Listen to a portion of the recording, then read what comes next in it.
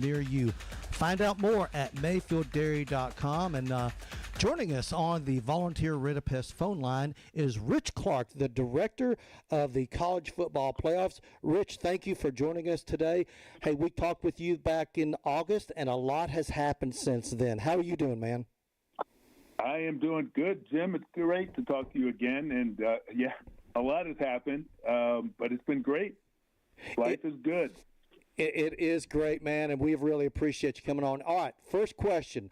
The college football playoff is staying at 12 teams because the Big Ten and SEC couldn't agree on further expansion. The SEC favoring a 16-team model with mostly at-large bids, and the Big Ten wanting a transition from 16 to a larger 24-team bracket.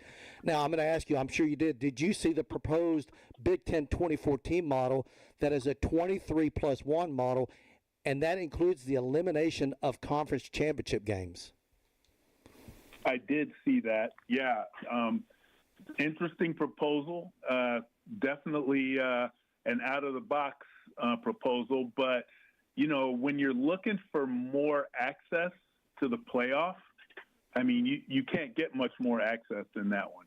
And I think that's one of the things that Commissioner Petitti was after with that model, just to ensure that we don't leave out a team that has a chance to win the championship. And I would think that would get after that issue if that's a concern.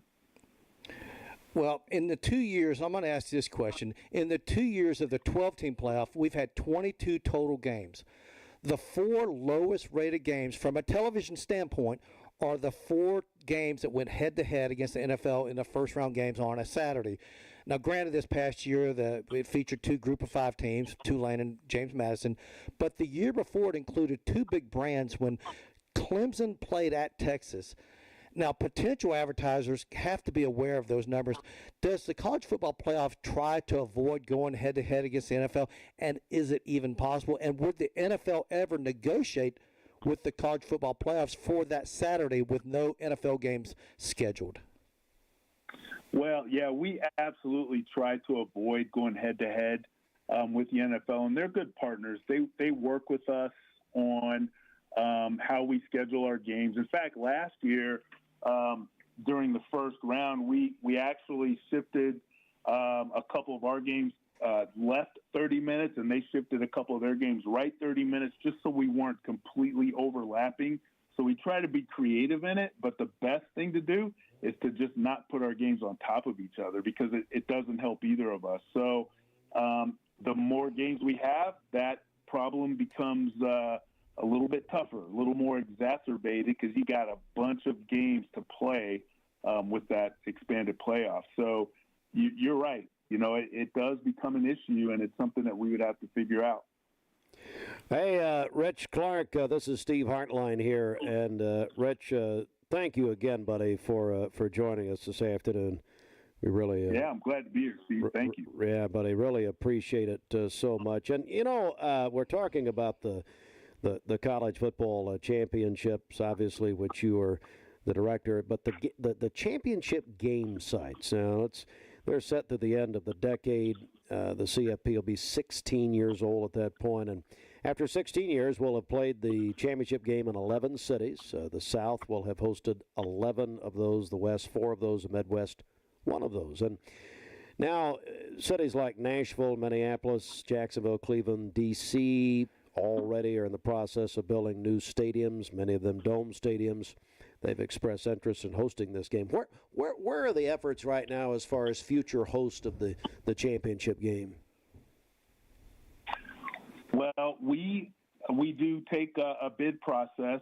So obviously, we have Las Vegas in the mix for next year, and then we'll go to New Orleans, and then we'll go to Tampa, and we're already looking at bids for the games following that. So it is a bid process, and teams or cities will make their proposal, and then we'll evaluate them. And there's a lot of things that go into that. I mean, you named one of the main ones. I mean, are we going to be able to get into a really good stadium? And an NFL stadium at that is usually preferred. We look at the city, what that city has to offer, transportation within the city, transportation to and from the game. How does that work out from the hotels and some of the other event sites within the city? Because we have a lot of things like concerts and Fan Central and different things like that. So can the city accommodate it? But the process is ongoing, and we try to stay 3 or 4 cities out so that we know and that we're ready to plan and that they can plan as well. Okay. Rich, I know that you're not on the selection committee, so this might be impossible for you to answer this question. But last year, Texas lost at Ohio State 14-7. Texas finished 6-2 in the SEC and 3-1 versus non-conference opponents. Had Texas played someone like an Appalachian State instead of Ohio State, and they won that game, they would have had a 10-2 record instead of 9-3. And there are some people who believe that the Longhorns get in the 12-team field with a 10-2 record. I bring this up because Texas just canceled a series versus Arizona State, and there are rumors out there that they're looking at maybe canceling the Notre Dame series that's coming up in the future. Are some of the selection committee members looking too much at overall records, and should non-conference results be ignored for the sake of encouraging great non-conference matchups? No, I don't think that we should ignore non-conference matchups. And I'll be honest with you, Texas didn't get – that Ohio State-Texas game, Texas was still really in the mix even after that loss. And I feel like the committee gave them a lot of respect after that game.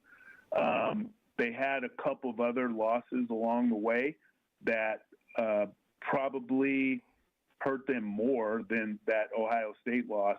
But I would encourage teams to play tough competition because there is an amount of credibility that a team gets by playing tough opponents. And even if they lose, if they go and play them tough, that's a credit to their program. So and there's obviously a balancing act there, right? Mm-hmm. If you play really hard out of conference games, every one of your out of conference games, that takes a toll on your team as well. But coaches can balance that, and they should. I don't think playing just the easiest game just so you can notch a win is going to help in the eyes of the committee necessarily, but wins do matter, and the committee looks at that. But they're sophisticated enough to know that seeing a team that performs well against a very tough opponent, even if they lose, they can learn a lot about that team, and they will give that team credit for going in and fighting hard in the game. We're talking to Rich Clark, the executive director of the College Football Playoffs here on ESPN Cleveland 101.3. We currently have a system where the nation's oldest and most prestigious bowl game, the Rose Bowl, is willing to forfeit a chance to host a semifinal game so they can host a quarterfinal game on New Year's Day instead. Is there a way we can fix the calendar, Rich, to where that just seems backwards to me? I don't know how you feel about it. Well, I do understand why the Rose Bowl is willing to do that, to have that New Year's Day game. It matches up with the Tournament of Roses parade. That's great tradition for college football, great tradition just across the board in our country. And I will say that there's a lot of folks right now looking at the overall college football calendar. Okay. So it's not just the CFP. Obviously, we're going to play at the end of the season, but we need to look at the issue holistically and see how can we make this better for the regular season, for the postseason, for the transfer portal, for everything that goes on in college football. We just need to have a calendar that allows the student athletes and the coaches and the overall administrators of the programs to do the best they can for their program, and the calendar has to allow that. So we are taking a look at that. Not when I say we, I don't mean just CFP. I mean we in college football are looking at that to try to see what some of our options might be over the coming years. But it's a there's some issues there, and I think we're all aware of that. And the Rose Bowl scenario that you just laid out, I don't think it's a huge problem for the Orange Bowl, or for the Rose Bowl. for them to take that quarterfinal game, and there's other teams that are willing to sacrifice and take a semifinal. But for the Rose Bowl, to be able to pair that game up every year with the Tournament of Roses Parade, that's a great thing. And if we ever do change the calendar where semis are played on New Year's Day, then that would also match up to their scenario. But we all have to be flexible and adaptable, and I think that's what they're doing. We're joined by Rich Clark here on ESPN Cleveland 101.3 The Drive, which is presented by Hardees. Rich is the executive director of the CFP. As you look at where we are now with the playoffs, what do you say? You know what? I would like to see us do this better. I'd like to see us improve upon this. What are maybe one or two things that come to mind to say, you know what? I'd like to take a look at X. Well, I think the one is, it's the elephant in the room. It's get our format nailed down to where we're at a number that all of our coaches and athletic directors and our athletes are happy with the way that the format is, that it brings the right number of teams into the playoff, and it gives the teams that can compete for a national championship that opportunity. And we're able to play it without extending the season too long, where we're putting the health and safety of our athletes at risk. I am hopeful, and I actually do think that our commissioners are going to come to a good decision. We're in a good place right now with 12, I believe. So that's good, but we can be better. And I think it's incumbent upon them to look at every option to make sure that we are in the best place that we can be in. But I want to get there, and I am encouraged that we're going to get there soon. So that's one thing that I think we really need to get nailed down. And then the second thing is really what we just talked about. To look at the overall calendar for college football, and then we at the CFP need to make this playoff adjust to that calendar, whatever we end up with or however we end up, that we make our playoff adaptable so that it can be played in a way that it doesn't extend the season any longer than it already is. In fact, that it shortens it, because I think that's one of the primary goals of the review of the calendar right now. I think a lot of people would like that. Rich, we got two more questions for you, man. Right now, the Rose, Sugar, Orange, Cotton, Peach, and Fiesta Bowls are the 6 bowl games that are incorporated into the college football playoffs in the quarterfinals and semifinals. Have other bowl games, like let's say the Gate or the Citrus or maybe the ReliaQuest Bowl, have any other bowls expressed a desire to be part of the rotation? We've had other bowls that have expressed desire, and I understand why. But right now, the New Year's 6 bowl partners that we have, they are our partners, at least for the next 6 years. And they're great partners, but they're the ones that we've relied on in the past and that we've partnered with in the past, and now they are a part of CFP. So for the foreseeable future, it's going to be those 6 that you just named, and we'll continue to work with them unless there's something that changes dramatically. But I don't see that. I don't even know what that change might be. But right now, they are our partners, and that's who we're going to be going with, at least, again, for the next 6 years, because that's the extent of our contract for the CFP. Rich, final question for you. It seems that a lot of fans are in favor of more on-campus games instead of those traditional bowl sites. Dan Lanning, in fact, I'm sure you saw this, he even made the statement that Oregon should be playing Texas Tech in Lubbock instead of the Orange Bowl. We're talking about schools in the NCAA Division I football bowl subdivision wanting to play fewer games at bowl sites. What's the future, in your opinion, as far as bowl sites versus on-campus sites? Yeah, I completely understand why somebody would want to play more games on campus, because the first round campus games that we had are so electric. I mean, the atmosphere is incredible. The schools that hosted those games really did a phenomenal job making those games exciting. But the thing about it that really takes it to another level are students on campus. because having them in the stands, that's just incredible. I mean, that brings the electricity up. And as you get later into the holiday season, into the winter, those students are gone, and the atmosphere isn't the same that it is on December 20th or 21st. You go after the Christmas holiday or closer to New Year's, you just don't have the same atmosphere on those campuses. And so I think people have to consider that. And another big factor is weather.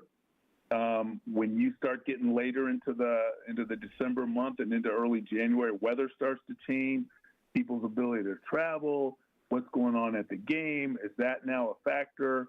Whereas our bowls are all in sort of the southern part of the country, and you kind of alluded to that a little bit, and they're in stadiums that can handle the weather either by their geography or by the stadium type. But also, our bowl partners are so good at putting on phenomenal games and bringing that tradition of the bowls to the playoff. And it gives us the opportunity to have all the elements of college football. You have the home games where the students are in the stands going wild, making that atmosphere amazing. Then you go to the bowls where they bring that tradition and all the pageantry that the bowls for the quarterfinals and the semifinals. And then you go into this great destination city where we have all these great events and everything that surrounds it, and then a phenomenal championship game in an NFL stadium. And it is just, I think, an opportunity to have all of the elements of college football in our playoff that make it so exciting. I get concerned about, I think, inserting another round of home games later in the winter when the students are gone, maybe some of the personnel that work the stadium are gone, the weather isn't what it needs to be. I think we have a pretty good recipe right now that gives us all the great elements of college football. I like what we're doing. But I do understand why someone would say more home games, because they're pretty amazing. Man, we really appreciate all of your answers to our hard questions. Rich, we appreciate you coming on with us, man. I appreciate talking to you guys, and thanks to both of you, Jim, Steve, for what you do for college football, keeping us on the front burner. I mean, the playoff was exciting. It was, best I've seen in a long time, the regular season and the playoff. And then you guys just keep it alive and keep us hungry until next season. So thanks for what you do for college football. Thank you, Jim. Thank you, Rich, and we really appreciate it, buddy. All right. You guys have a great day. Thank you. Thank you, buddy. Have a good day. And I know we're going to hit a break here in a minute. The only thing I'll disagree with, he talked about, when it gets cold and everything. NFL playoff games are played in January. That's true. In New England, in Buffalo, and in Chicago, and, Denver. If they can play playoff games in January, you can play in college football stadiums in December. But let's be honest, December's cold, January's colder. Hey, Jim, and a word here. You are scheduling these interviews, and it's unbelievable to have the executive director of the CFP on our station, and so thank you for what you're doing. Well, you're getting some really great interviews. And the thing is, we ask them fair questions. We don't attack them. The Great fair guy, questions. Too. Yeah, and he came. He has a good experience with us, and there's a reason he came on a second time. Anyway, I know we got to hit a break. Yep. Hey, when we come back, we got Howard Price, the head coach of Cleveland.